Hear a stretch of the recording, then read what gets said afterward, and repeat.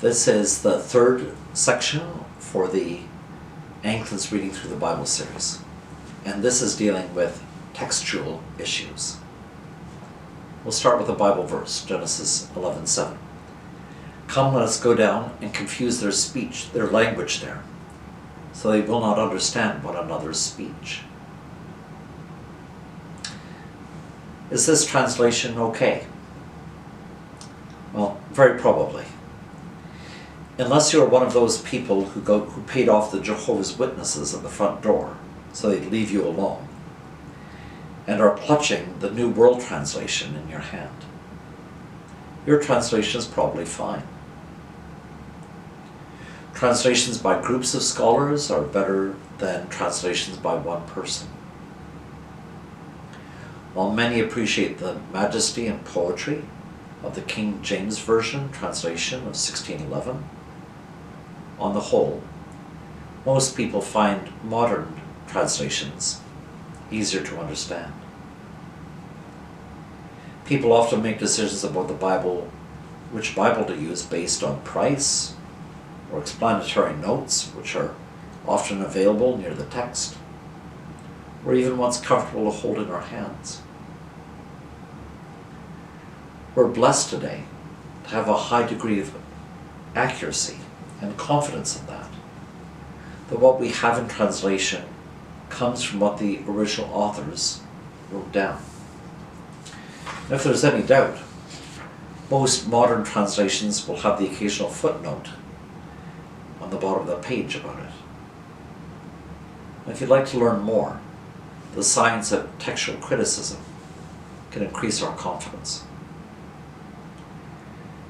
A large majority of Canadian Anglican parishes use the New Revised Standard Version translation. Authorship. When I was in theological college, a fellow student was expelled for plagiarism.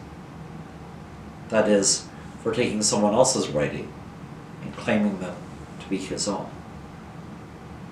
And today, plagiarism is a serious academic offense.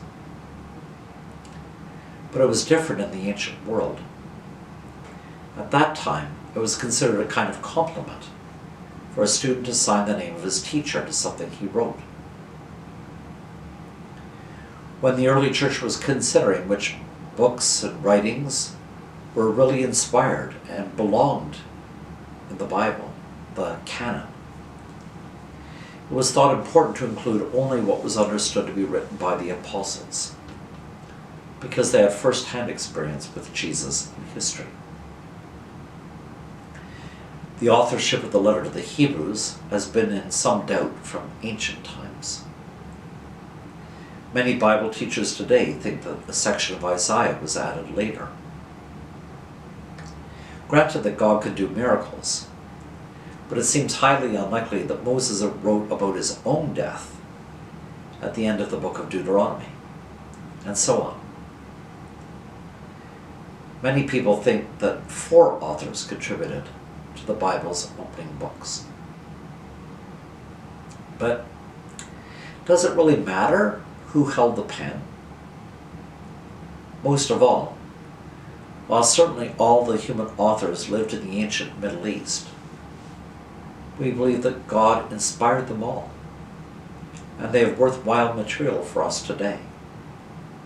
The Gospel of Jesus Christ. The Apocrypha. This is also known as, why is my neighbor's Bible bigger than mine? There were some devotional writings which are written in the period between the Old and the New Testaments. Clearly written before the ministry of Jesus, they are often called the Apocrypha. Some of them contain proverbs or wise stories. Some of them are a bit weird. Anglicans have customarily taken the position that apocryphal material can teach about being a good person, but they aren't on the same level as the New Testament and the Old Testament, the Hebrew Scriptures. Here in section 3, of the Anglicans reading through the Bible series.